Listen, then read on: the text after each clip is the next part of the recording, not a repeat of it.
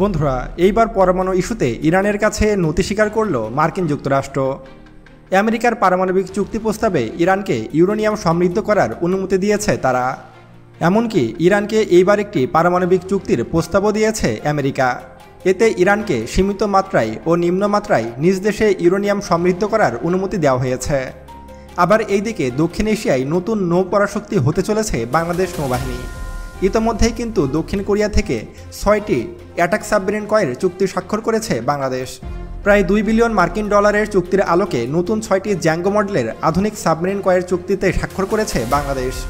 বাংলাদেশের এই চুক্তিকে কেন্দ্র করে ইতোমধ্যেই দিল্লির কাপাকাপি শুরু হয়ে গেছে। ইতোমধ্যেই নরেন্দ্র মোদী এটা নিয়ে জরুরি বৈঠক ডেকেছে। এ বিষয়েও বিস্তারিত আলোচনা করা হবে আজকের ভিডিওতে। তাই আজকের ভিডিওটি অনেক বেশি গুরুত্বপূর্ণ এবং ইনফরমেটিভ হতে চলেছে। তাই ভিডিওটি মনোযোগ সহকারে একদম শেষ পর্যন্ত দেখার অনুরোধ রইল। তো চলুন শুরু করা যাক। বন্ধুরা, আপনারা হয়তো ইতিমধ্যে জেনেছেন যে ইরান কিন্তু ইতিমধ্যেই নতুন পরাশক্তি হতে চলেছে মধ্যপ্রাচ্যে, এবং তারা দ্রুত ইউরেনিয়াম মজুত করছে এবং সেগুলো দিয়ে গোপনীয় পরমাণু অস্ত্রের পরীক্ষাও চালিয়েছে ইরান। এটা আপনারা সকলেই জানেন। কিন্তু মজার বিষয় হলো যে মার্কিন যুক্তরাষ্ট্র সবসময়ই ইরানকে নিষেধাজ্ঞা দেয় এবং ইরানের পরমাণু চুক্তির বিরুদ্ধে থাকে। এমনকি ইরানের ওপরে দীর্ঘ 20 বছর যুদ্ধ বিমানেরও নিষেধাজ্ঞা দিয়েছিল যে আমেরিকা, সেই আমেরিকায় কিন্তু এবার ইরানের উপর থেকে নিষেধাজ্ঞা তুলে নিয়েছে এবং ইরানের কাছে নতি স্বীকার করেছে ডোনাল্ড ট্রাম্প। এবং ইরানকে স্বল্প পরিসরে ইউরেনিয়াম মজুত করার অনুমতি দিয়েছে মার্কিন যুক্তরাষ্ট্র। এতে করে বোঝাই যাচ্ছে যে মধ্যপ্রাচ্যে মার্কিন যুক্তরাষ্ট্রের অবস্থা প্রায় ভঙ্গুর। কারণ ইতিমধ্যে আপনারা জানেন যে ইসরায়েলকে সমর্থন করায় হুতিরা একের পর এক মিসাইল ও ড্রোন হামলা চালাচ্ছে ইসরায়েলে। মধ্যপ্রাচ্যে আমেরিকা যাদেরকে ভরসা করত, অর্থাৎ যে দেশটিকে আমেরিকার সবচেয়ে বেশি ভরসা ও সহায়তা করত, সে দেশটি হলো ইসরায়েল। কিন্তু বর্তমানে হামাসের সাথে যুদ্ধে ঠিকমতো পেরে উঠতে না পারায় ইসরায়েলের ওপরে নাখোশ মার্কিন যুক্তরাষ্ট্র। এমনকি ইসরায়েলকে গুনতিতে ধরছে না হুতি বাহিনী। হুতিরা একের পর এক হাইপারসনিক মিসাইল ও ড্রোন হামলা করছে ইসরায়েলের ভূখণ্ডে। আবার অন্যদিকে ইরানও বসে নেই। ইরানও একের পর এক মিসাইলের পরীক্ষা চালাচ্ছে।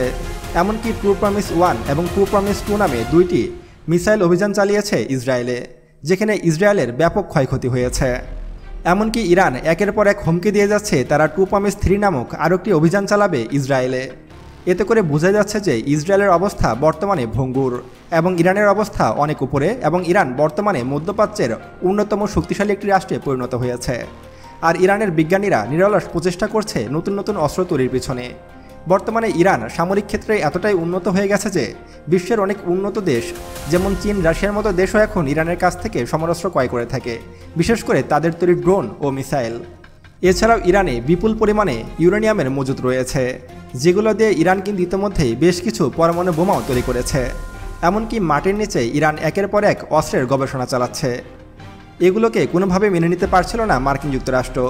কিছুদিন আগে মার্কিন প্রেসিডেন্ট ডোনাল্ড ট্রাম্প হুঁশিয়ারি দিয়েই বলেছিলেন তারা ইরানে ব্যাপক বোমা হামলা চালাবে এবং ইরানকে ধ্বংস করে দেবে।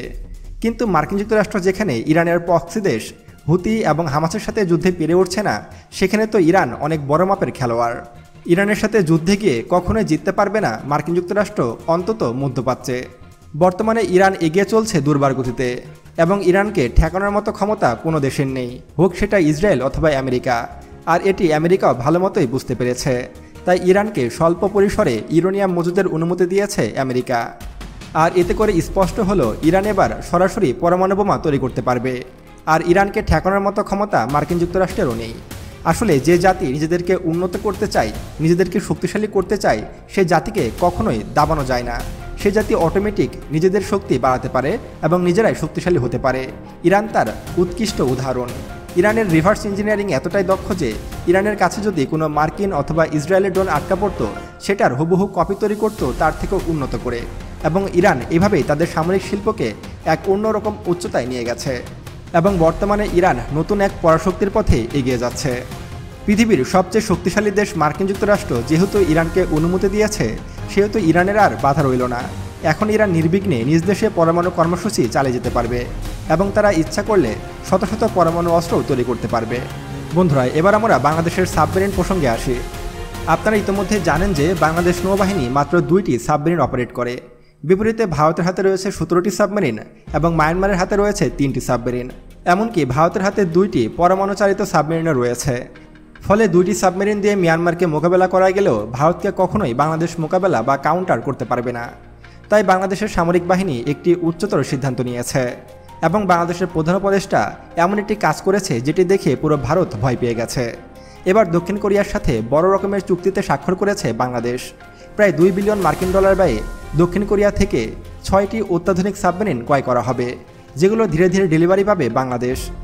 এখন হয়তো আপনারা অনেকেই বলতে পারেন যে এই বাজেটে অর্থাৎ 2025 সালের অর্থবছরের বাজেটে বাংলাদেশের সামরিক বাজেট তো কমানো হয়েছে, তাহলে বাংলাদেশ কিভাবে নতুন 6টি সাবমেরিন ক্রয় করতে চলেছে? এর সোজাসাপটা উত্তর হলো, সামরিক বাজেটের বাইরে থেকে হয়তো এই সাবমেরিনগুলোকে ক্রয় করা হচ্ছে। আর এগুলো তো একবারে ডেলিভারি পাবে না বাংলাদেশ, ধাপে ধাপে ডেলিভারি পাবে বাংলাদেশ। অর্থাৎ একসাথে 6টি সাবমেরিন আসবে না, হয়তো 2টি সাবমেরিন আগে আসবে, তারপরে 4টি সাবমেরিন আসবে। এভাবে ধাপে ধাপে বাংলাদেশ সাবমেরিনের ডেলিভারি পাবে। আর এই সাবমেরিনগুলোকে রাখা হবে বাংলাদেশের নতুন সাবমেরিন ঘাঁটি বানৌজা শেখ হাসিনাতে। ডেইলি ভোরের আকাশ নামক বাংলাদেশের প্রথম সারির একটি পত্রিকা এই নিউজটি প্রকাশ করেছে, যেখানে স্পষ্টভাবে বলা হয়েছে বাংলাদেশ নৌবাহিনীর নতুন শক্তি আসছে 6 অত্যাধুনিক সাবমেরিন। সেখান থেকে নিউজটি কালেক্ট করে আপনাদেরকে শোনাচ্ছি আমি। আর এটি 100% অথেন্টিক একটি নিউজ। যেহেতু এত বড় একটি সংবাদ মাধ্যম এই নিউজটি প্রকাশ করেছে, সেহেতু এটাকে আমরা গুরুত্ব সহকারে বিবেচনা করতে পারি।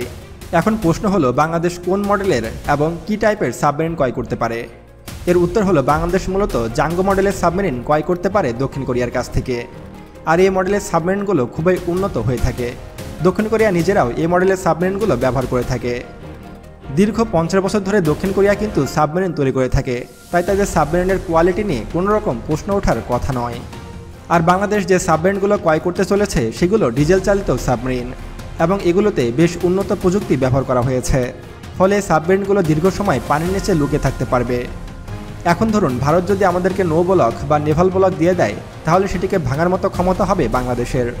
বাংলাদেশকে যদি নৌ ব্লক দেয় ভারত, তাহলে ভারত কমপক্ষে 8টি সাবমেরিন মোতায়েন করবে বঙ্গোপসাগরে, আর সেগুলোর সম্মুখীন হতে হবে বাংলাদেশের।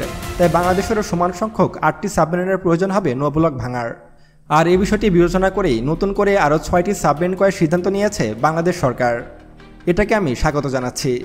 বাংলাদেশের হাতে যখন মোট 8টির মতো সাবমেরিন থাকবে, তখন আমরা মিয়ানমার ও ভারতকে গুনতিতেই ধরব না এবং বাংলাদেশ নৌবাহিনী দক্ষিণ এশিয়ায় অন্যতম একটি শক্তিশালী নৌবাহিনীতে পরিণত হবে। ইতিমধ্যেই কিন্তু দক্ষিণ এশিয়ার সেরা নৌবাহিনীর তালিকায় বাংলাদেশ রয়েছে। আবার যদি নতুন করে এই সাবমেরিনগুলো যুক্ত হয়, তাহলে আরও বেশি শক্তিশালী হয়ে যাবে বাংলাদেশ। বন্ধুরা, নতুন করে আরও 6টি সাবমেরিন ক্রয়ের সিদ্ধান্তকে আপনি কেমন চোখে দেখছেন তা অবশ্যই আমাদেরকে কমেন্ট করে জানাবেন। আর প্রতিনিয়ত সামরিক বিষয়ে নতুন নতুন আপডেট পেতে এখনই আমাদের চ্যানেল সায়েন্স বিডিকে সাবস্ক্রাইব করুন এবং পাশে আসা বেল বাটনে ক্লিক করুন। দেখা হচ্ছে পরবর্তী ভিডিওতে। ততক্ষণ পর্যন্ত সবাই সুস্থ থাকবেন, ভালো থাকবেন। আল্লাহ হাফেজ।